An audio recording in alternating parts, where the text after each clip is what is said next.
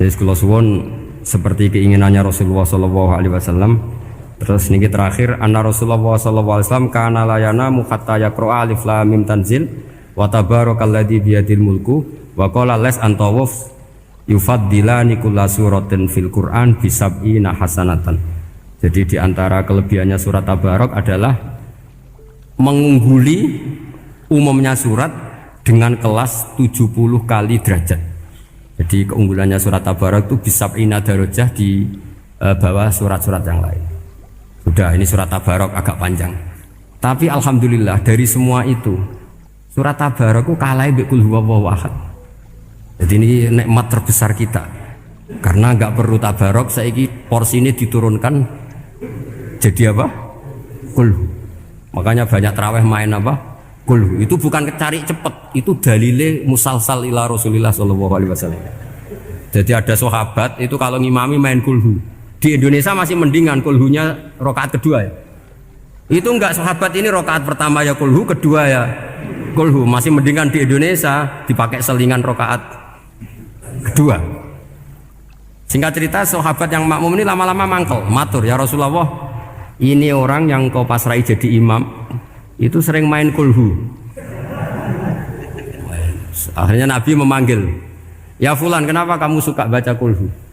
Li'annaha sifatur rahman, karena dalam surat kulhu itu semuanya menerangkan sifatnya Allah Ta'ala. Maka saya suka itu. Nabi saat itu juga dapat wahyu, ya Muhammad kasih tahu orang itu, inni uhibbu, saya suka dia karena dia suka kulhu.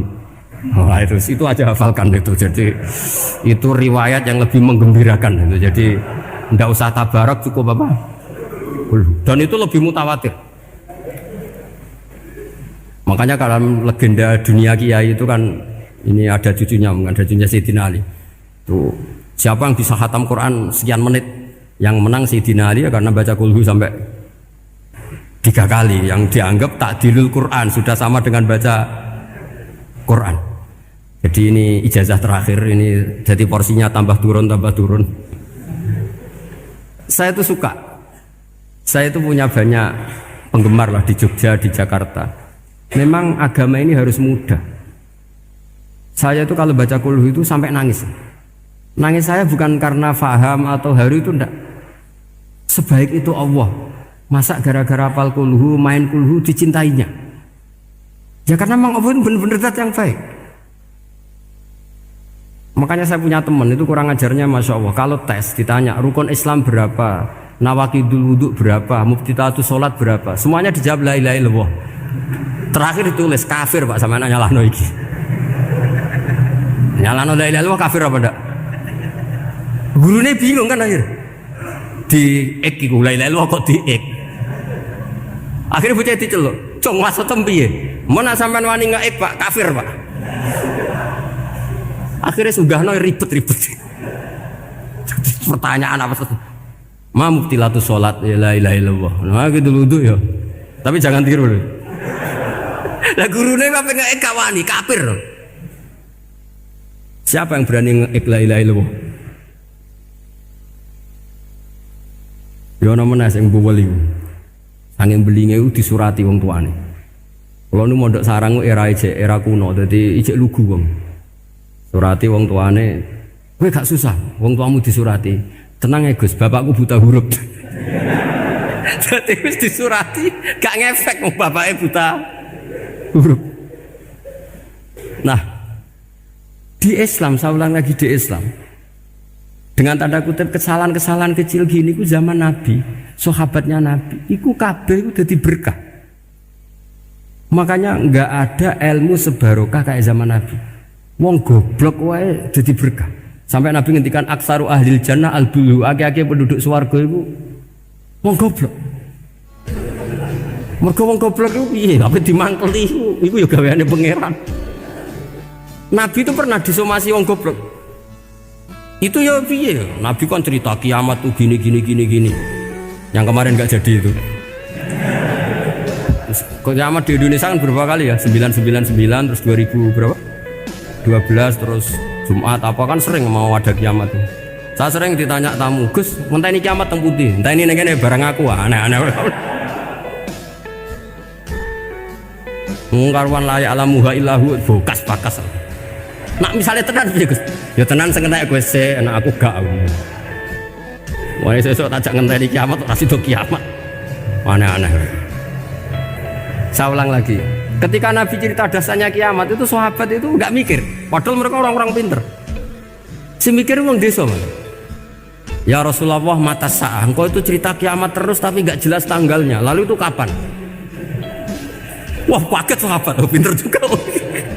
Kalau cerita itu ada tanggalnya dong. Ini kan cerita terus tapi enggak jelas tanggalnya. Apa diamuk wong desa? Ora diamuk mangkelno. Nabi meneruskan tentang ahwalil kiamah, masih nerangkan ahwalil kiamah. Dibaleni lagi. Ya Rasulullah mata sa'ah. Lalu kiamat itu kapan? Ini kalau ijazai, jadi bodoh tapi untuk ridhanya Allah Ta'ala pun. Kalau lah kadang jadi pinter gue nyesal. Ribet. Kongkonan ini, kongkon Pak Najib barang ini gara-gara pinter. Padahal kok ya wong bodoh lah mlebu swarga, ribet kan? Direwangi dadi wong alim, sebelum kok wong bodone ya melok mlebu swarga. Wong gelombang kedua itu pengumumannya siapa pencinta Nabi, pencinta wong alim masuk swarga. Yang pertama seleksinya agak ketat, yang kedua itu ya muhibbin pun cukup. Jadi sebenarnya swarga ya ketemu ngeras jelas-jelas nih. Wah repot nih. Akhirnya ketika Nabi gak jawab, sahabat itu banyak yang analisis kariha maqala, lam yasma, ada yang bilang lam yasma. Memang Nabi tidak dengar.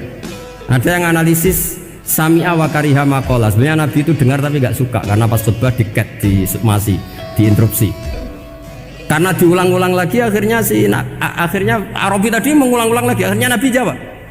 Karena Nabi itu orang yang sangat pintar, jawabnya ma'atatalaha. Kamu kok berani tanya kiamat kapan, persiapan kamu apa? Fawawahi ma'atatulaha kabiro sholatin wala siyamin wala kata wa kata walakinni uhibbuka. Cek menang ya, cek pede. Apa Nabi tanya persiapan saya? Oh kalau sholat saya biasa kok bangga. Wes wong desa biasa kok. Fawawahi ma'atatulaha kabiro sholatin, saya sholatnya biasa, puasa biasa. Maksudnya wajib-wajib tok lah, ndak aneh-aneh.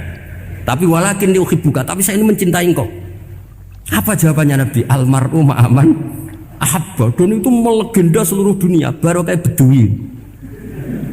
Jadi semua orang yang hafal hadis almar'u ma'aman ahabba atau anta ma'aman ahbabta, itu barokatu hadal Badui, karena berkahnya orang Bedui.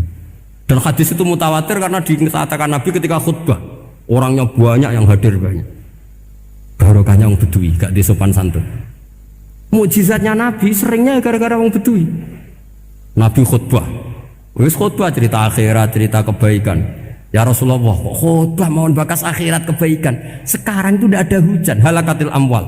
Sekarang harta hilang semua. Hewan-hewan sudah mau mati semua karena apa? Kekeringan. Mohon jenengan rasa bakas niku, pun jaluk udan mawon. Nabi langsung langsung udan tuwurs. Nak jari ulama lah, Nabi berodok gelos putih udan seminggu nganti akhirnya sapi ini aku gak mati krono kehausan tapi kelentir. Parani nih Nabi, ini orang rasa salah paren. Ya Rasulullah, wong kulo jauh dongo udan ben ra mati, saiki mati tenggelam. Mau lereni itu santai weh. Akhirnya Nabi itu lucu meneh. Allahumma hawalena wala alina Allahumma alal akam wa dzirab terus. Di wong desa. Betapa barokahnya wong desa iki orang tahu. Betapa Rasulullah itu sekali ngendikan alam itu harus tunduk. Jadi min mu'jizati Rasulullah sallallahu alaihi wasallam itu sekali ngendikan alam itu harus ngikuti. Jadi Nabi misalnya ngendikan hujan, itu panitia hujan, malaikat hujan harus nuruti. Nabi ngendikan berhenti juga harus berhenti. Makanya enak jadi Nabi itu. Tapi kamu nggak mungkin, sudah tutup, sudah tidak mungkin.